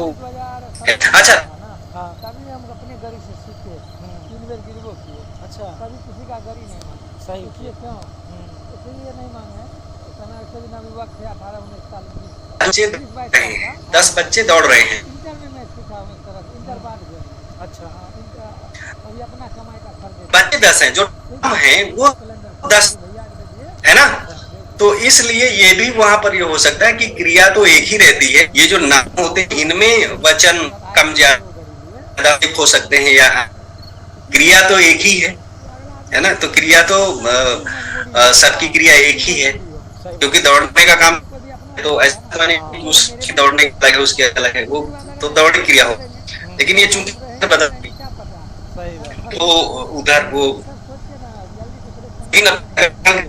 में एग्रीमेंट होता है, इधर तो बहुवचन हो गया, यानी अगर आपका जो कर्म वो बहुवचन में हो गया तो क्रिया बहुवचन में आ गई। तो इधर जो सत्व हैं, नाम हैं जो, इनमें बहुवचन या एक वचन द्विवचन बहुवचन होता है, फिर इनकी जो फीचर है, इनका जो वचनत्व है वो क्रिया में कॉपी हो जाता है। तो आपके लिए ये उत्तर हो सकता है जो कि आधुनिक भाषा विज्ञान का है। और दूसरा आपको जो मैंने वो वाला दिया वो भी आप उसको मान सकते हो। जी सर, आपका उत्तर बहुत सम्यक है सर, बहुत बहुत धन्यवाद। बिल्कुल हमारा उत्तर आपको अच्छा लगा? Thank you. जी सर, आपका दूसरा उत्तर अधिक सम्यक है। हाँ जी सर, दूसरा उत्तर ज्यादा सम्यक है। धन्यवाद धन्यवाद। संध्या जी अपना सवाल पूछिए। जी महोदय, मुझे ये पूछना था, जो अभी इन्होंने बोला भाव आख्यात, क्या ये पूरा एक समस्त पद नहीं है? यदि ये समस्त पद होगा तो भी तो बहुवचन में हो सकता है। नहीं, आप पद बोलो ना, कौन से पद की बात कर रही? भाव आख्यात नामानी वाला जो इन्होंने बोला। नहीं, भाव प्रधानम आख्यातम, भाव प्रधानम आख्यातम। यहाँ देखो, भाव प्रधानम आख्यातम इस एक्सप्रेशन में 2 पद हैं, भाव प्रधानम और आख्यातम। तो आख्यातम में तो कोई समास नहीं है। भाव प्रधानम में समस्त पद है। जी जी, नहीं पूरा उसके बाद जो वाला मुझे तो आप उसको बताइए ना, उसको आप उच्चारण करिए ना, तो हम बताएंगे, हमें याद थोड़े ना है। आप उसको बताइए। भाव प्रधान आख्यातम, और ये उपसर्ग नामानी वाला नहीं बोला, मैं खुद नहीं कंफ्यूज हो गई। अच्छा मैडम, आप एक बार आप इसको आप याद करके बताइए, क्या था वो चारों का नाम एक उसमें है? रंजन लता मैम जी, वो है सत्व प्रधानानि नामानि और भाव प्रधानम आख्यातम। नहीं, ये तो नहीं, ये शायद दूसरा इनका एक मिनट आप रुको, हम देख के बता रहे हैं। क्या कहना चाह रहे हैं, एक बार बताएं क्या कहना चाह रहे हैं जी। ये जो पूरा एक वाक्य है या अलग अलग है, मैं ये पूछना चाह रही थी। ये ऐसा वाक्य है, भाव प्रधानम आख्यातम, उसके बाद अलग है सत्व प्रधानानि नामानि। जी जी, धन्यवाद। अच्छा, एक मैं बता रहा हूँ, संध्या जी ने बड़ा बारीक सवाल दिया। देखो, भाव प्रधानम आख्यातम भवति, वहां पर भवति का अध्याय कर लो, फिर सत्व सत्व प्रधानानि नामानि भवन्ति, तो ये 2 वाक्य हैं। वहां पर ये जो एग्जिस्टेंशियल वर्ब भवति और भवन्ति है, ये अंडरस्टूड है, इनका हम वहां पर जो है वो अध्याहार कर लेते हैं। संस्कृत तो अध्याहार की भाषा है, कोई क्रिया नहीं तो वहां कर लेते हैं। अगर हम आपसे पूछे भवती का, तो कोई क्रिया नहीं है, आप बताओगे अहम संध्या, है ना। तो अहम संध्या का मतलब क्या है? अहम संध्या अस्मि, तो अस्मि वहां पर अंडरस्टूड है। तो अहम संध्या अस्मि ये भी कंप्लीट वाक्य है, और अहम संध्या ये भी कंप्लीट वाक्य है। दोनों में कोई व्याकरण की दृष्टि से कोई दोष नहीं। रंजन मैम, आपको लता मैम का समर्थन है ना मैम जो हम कह रहे हैं? जी, आपका समर्थन है, और जैसे उनको दूसरा आपका पसंद आया, हमें लगता है संभवतः जो मेरी समझ है, जाति रेक वचनम ऐसा सूत्र मिलता है, तो जाति में जब बात कही जाएगी तो एक वचन में प्रयोग किया जा सकता है। तो आपकी बात बिल्कुल सही है और आप बहुत अच्छा समझा गए। धन्यवाद धन्यवाद। मैं तो आपका व्याख्यान सुन करके ही ये समझ पाया, तो बता दिया। अरे अरे बहुत, आप तो सचमुच में माधव गोपाल जी है ना। और बच्चों अच्छा, का कोई प्रश्न हो तो, नहीं तो कोई आया हुआ उनको भेजने जाना है। मैडम को किसी फंक्शन में जाना है, तो आप लोग जल्दी सवाल पूछ ली। समित बाग जी, आप अपना सवाल पूछो जल्दी से। अपने को म्यूट करिए, सवाल पूछिए। मैम नमस्ते, आपका मैं उड़ीसा से समित जी, आपकी आवाज समझ नहीं आ रही है। विश्वविद्यालय भोपाल परिसर के आपकी आवाज ब्रेक हो रही है। मैं उड़ीसा से हूँ और केंद्रीय विश्वविद्यालय जी, फिर आपकी आवाज शांत हो गई।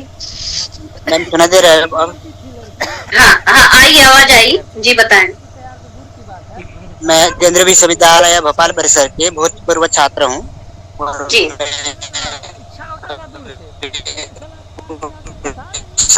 आवाज आपकी बिल्कुल समझ नहीं आ रही। उपसर्ग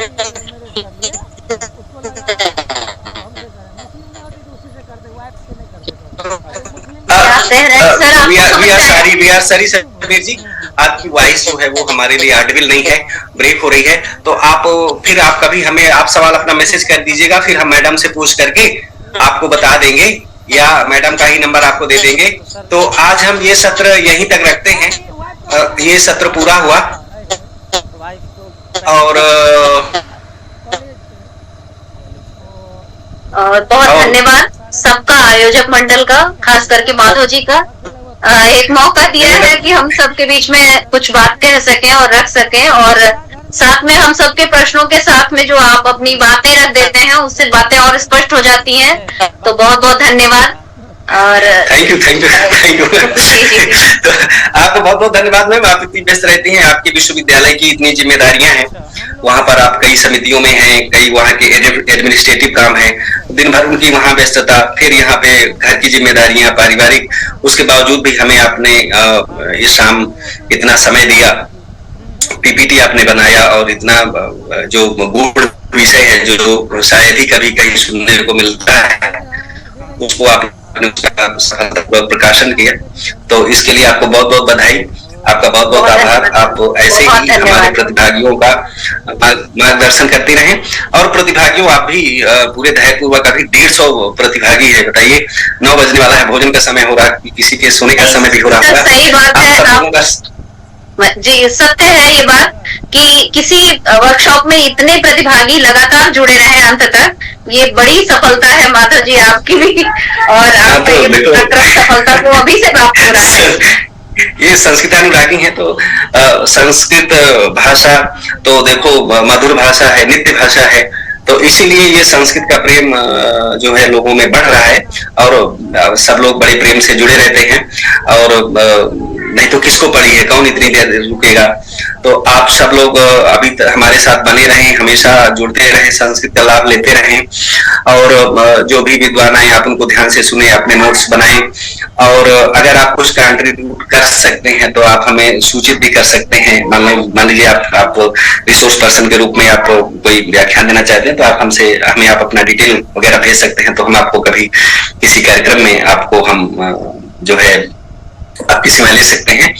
और आप सबके प्रति बहुत बहुत धन्यवाद। अब हम सबको शुभकामनाएं देते हुए आप सबका समय अच्छा हो, आपको अच्छी नींद आए और कल फिर आप समय से जुड़ जाएं, आपका संस्कृत ज्ञान बढ़े इन्हीं शुभकामनाओं के साथ। और सबके लिए शांति की प्रार्थना करते हुए, समस्त ब्रह्मांड के लिए शांति सुख की कामना करते हुए हम ये सत्र यहीं पर संपन्न करते हैं। आपका बहुत बहुत धन्यवाद। शुभ रात्रि। धन्यवाद। शुभ रात्रि।